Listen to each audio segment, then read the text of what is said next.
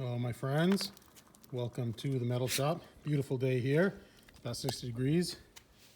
George, the shop dog, he enjoys laying out here in the sun. Right, George? George, say hi. Say hi to the people. Yeah, not so much. Anyway, what are we doing today? Today, I'm just getting ready to plumb the oil cooler lines. And quite honestly, streetcars don't need oil coolers. They want their oil, at a certain temperature. And you use an oil cooler, it'll actually lower the temperature and the viscosity of the oil will stay thick and you're just not going to perform as well. If you're racing, you need an oil cooler. Anyway, I digress. There's a lot of thermostats out there that you can use, and I actually purchased a simple thermostat that doesn't open up the lines to the oil cooler until it gets to 180 degrees. There's more expensive ones, several $100s. I'm not going to use one at this time, but I do want the look.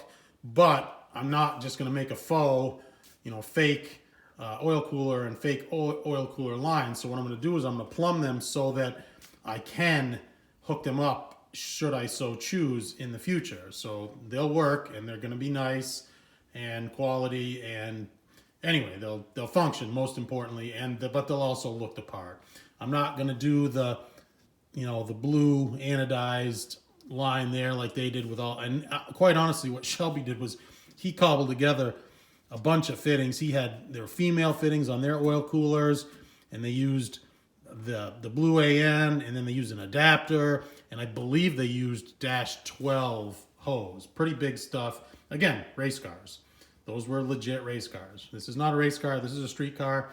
I want it to look, I want it to function, so let's show you what I am going to use.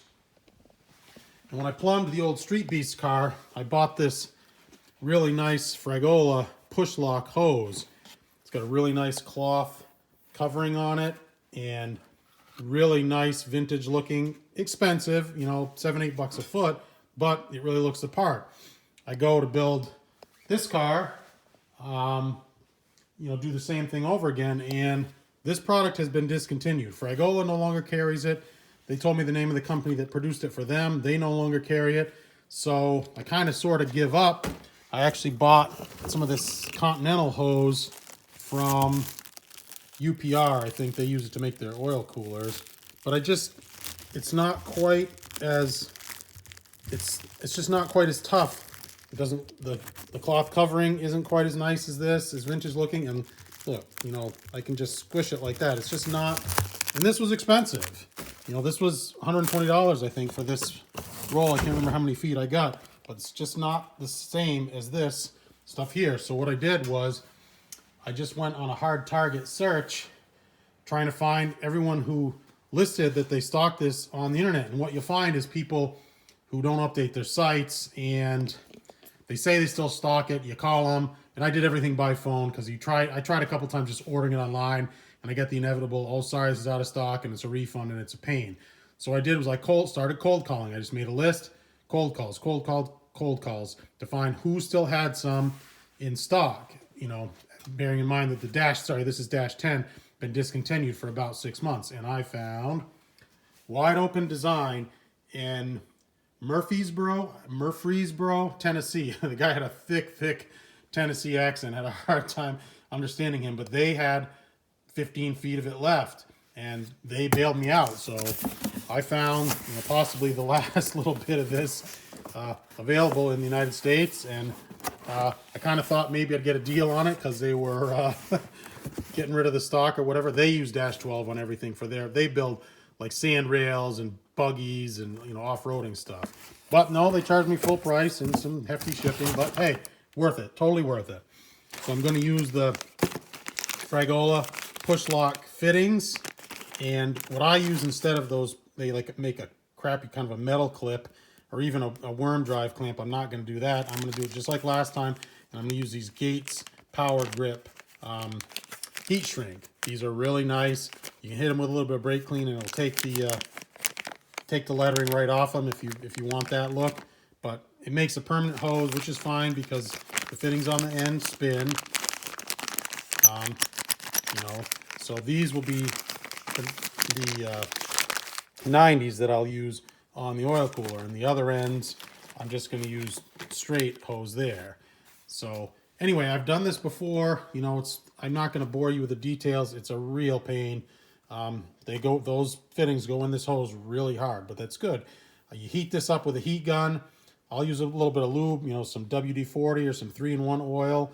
If you can put it in a vise, that's fantastic. Like, you can put this in a vise and really jam the hose on it. Not quite as easy with the 90 because it just wants to spin out.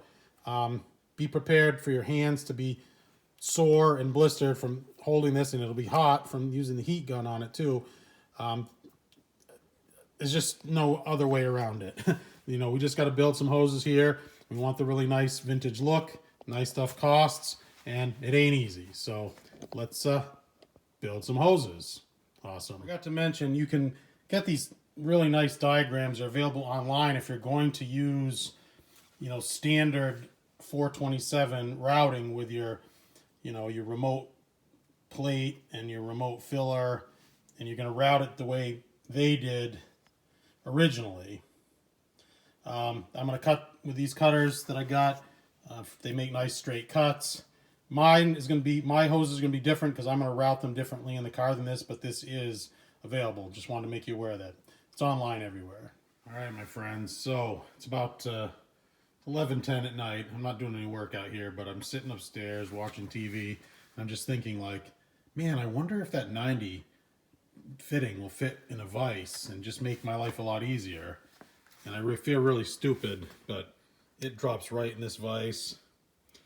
There's a nice little edge right there, you know, that'll catch on the outside of the vise, and I'll be able to push that hose on there, lickety split.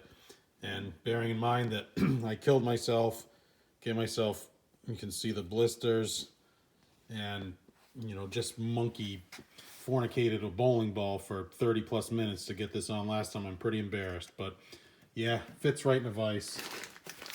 Straight ones fit right in the vise too. You know, make your life a lot easier.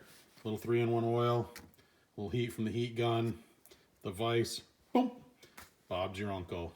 Oh, that's me smacking myself in the head. All right, so we're done with the oil cooler.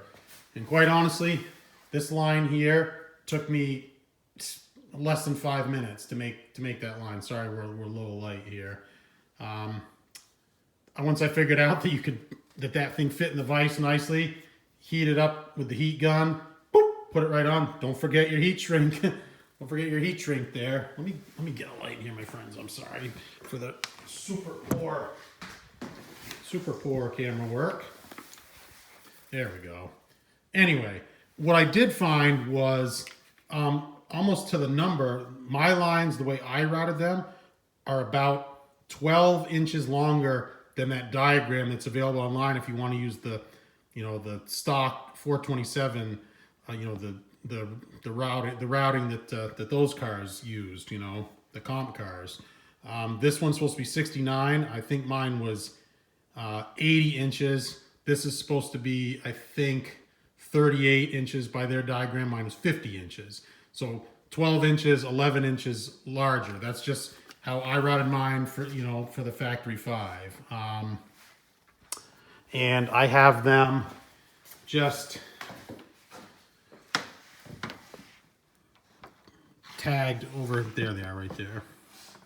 Just got them tucked out of the way here off to the side with some zip ties.